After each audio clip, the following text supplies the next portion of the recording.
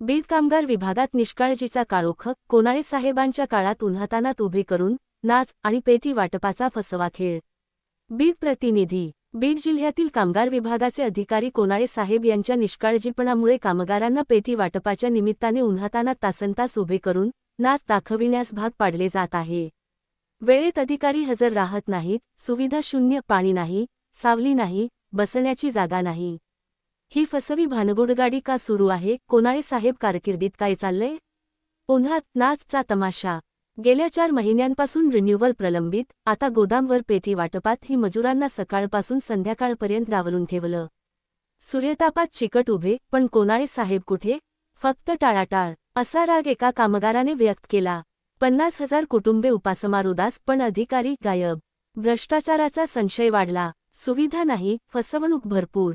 पेटी व वाटपनिमित्त कोणतीही व्यवस्था नाही, ना पाणी, ना छाया, ना आरोग्य तपासणी। विविध पक्षांचे नेतेही दुर्लक्ष करतायत। कोनाळे साहेब, तुमच्या कारकिर्दीत मजुरांना दांडगा। चौकशी व्हावी, निलंबन हवं।